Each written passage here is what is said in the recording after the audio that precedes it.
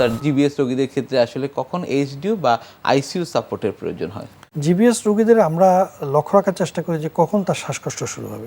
এগুলো কিছু মেজারমেন্ট দিয়ে আমরা বুঝতে পারি যে কোনো রোগী যদি ফু দিতে না পারে, তার যদি স্পাইরোমেট্রিতে দেখা যাচ্ছে তার টাইডাল ভলিউম বা তার রেসপম ভলিউম কমে যাচ্ছে, তখন আমরা ধারণা করতে পারি যে তার শ্বাসকষ্ট শুরু হতে পারে।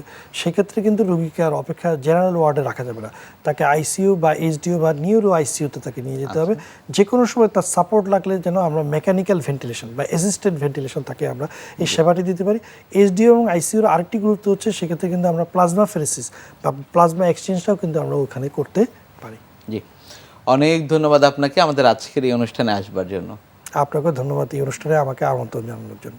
প্রিয় দর্শক, এতক্ষণ দেখছিলেন স্বাস্থ্য প্রতিদিন। কথা হচ্ছিল খুব গুরুত্বপূর্ণ একটি বিষয়, জিবিএস নিয়ে। আশা করি আমাদের এই গুরুত্বপূর্ণ তথ্যগুলো আপনাদের অনেক বেশি উপকারে আসবে।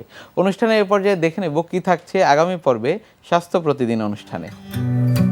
হিপ জয়েন্টে জন্মগতভাবে কিছু সমস্যা হয়, শৈশবে কিছু সমস্যা হয়, বাড়ন্ত বয়সে কিছু সমস্যা হয় বা কৈশোরে সমস্যা হয়, এবং একদম শেষ বয়সে হিপ জয়েন্টে কিছু সমস্যা হয়।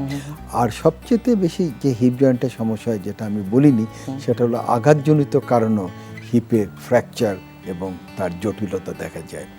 তো জন্মগতভাবে যে সমস্যাগুলো হয়, সেটা যে জন্মগতভাবে ডিসলোকেট হয়, জন্মগতভাবে তার যে অবস্থানটা থাকে সেটা সরে যাওয়া থাকে, যেটা বলে কনজেনিটাল ডিসলোকেশন অফ হিপ একটি।